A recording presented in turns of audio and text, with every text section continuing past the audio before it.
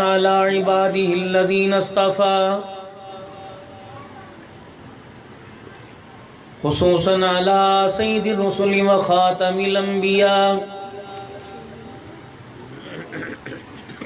المبعوث إلى كافة للناس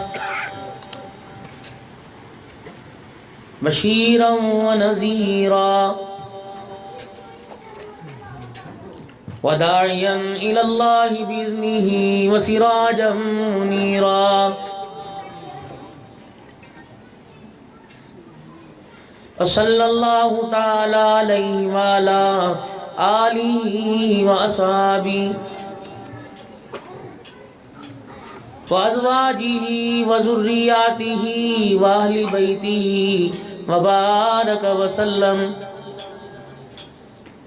وسلم تسليما كثيرا كثيرا.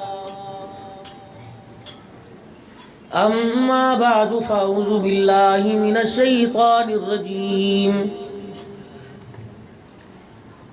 بسم الله الرحمن الرحيم. أولئك الذين اشتروا الضلالة بالهدى فما ربحت تجارتهم وما كانوا مهتدين. وقال سبحانه وتعالى لن تنالوا البر حتى تنفقوا مما تحبون. وقال تعالى لقد كان لكم في رسول الله أسوة حسنة. آمنت بالله صدق الله مولانا العلي العظيم فبلغنا رسوله النبي الكريم ونحن على ذلك لمن الشاهدين والشاكرين والحمد لله رب العالمين. درود پاک. اللهم صل على محمد وعلى آل محمد كما صليت على إبراهيم وعلى آل إبراهيم إنك حميد مجيد. اللهم بارك على محمد وعلى آل محمد كما باركت على إبراهيم وعلى آل إبراهيم إنك حميد مجيد. دل غافل نہ ہو یک دم یہ دنیا چھوڑ جانا ہے.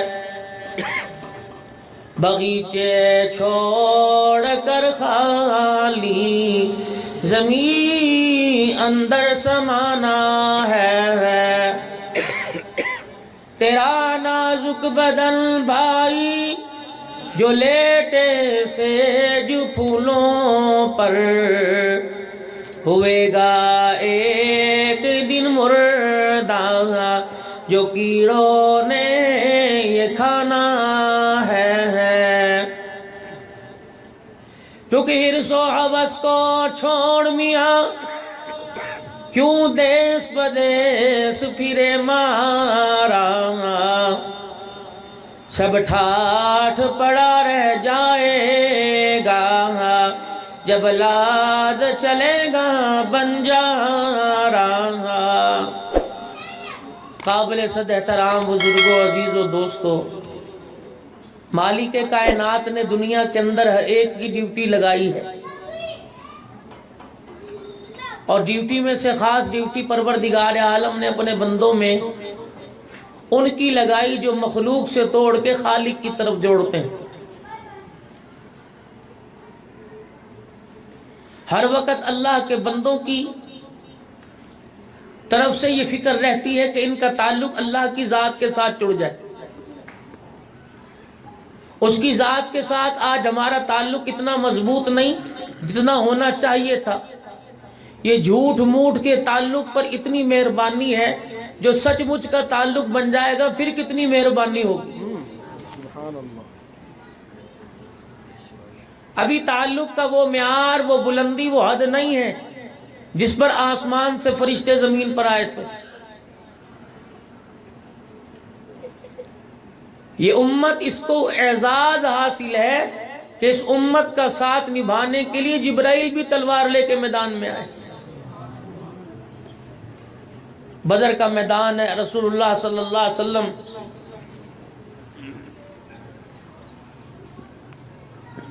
بدر کی فتح کے بعد آپ نے جنگی لباس اتارا، غسل فرمایا۔ جبرائیل علیہ السلام غسل خانے کے باہر کھڑے ہوئے، رحمت دو عالم علیہ السلام کو دیکھا کہ یا رسول اللہ آپ نے لباس اتار دیا، جبرائیل نے تو ابھی تک کوئی نہیں اتارا۔ اور مالک کائنات پوچھ رہا ہے اگر آپ اجازت دیں تو جبرائیل لباس اتارے گا، ورنہ پہن کے کھڑا رہے گا۔ اور کالی کملی والے آپ کو تسلی ہے کہ اللہ نے آپ کو فتح دے دی تو پھر تو مجھے واپس آنے کے آرڈر ہے، ورنہ جب تک آپ کو تسلی ہو ہم جبرائیل ضرور ہیں لیکن محمد تیرے در سے جانے کی مجھے اجازت کوئی نہیں۔ کائنات کا نبی ہے جناب ابراہیم علیہ السلام، 18,000 پیغمبروں کا باپ ہے۔ جبرائیل علیہ السلام ساری زندگی میں ان کے دروازے پر اللہ اکبر 23 مرتبہ یا 24 مرتبہ آئے۔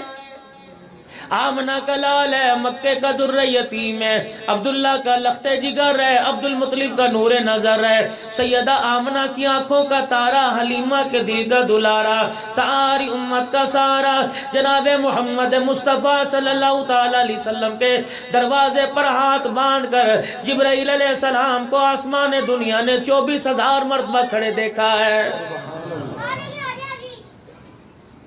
بار بار نوکری کرنے کے لیے دروازے پر آ رہے ہیں۔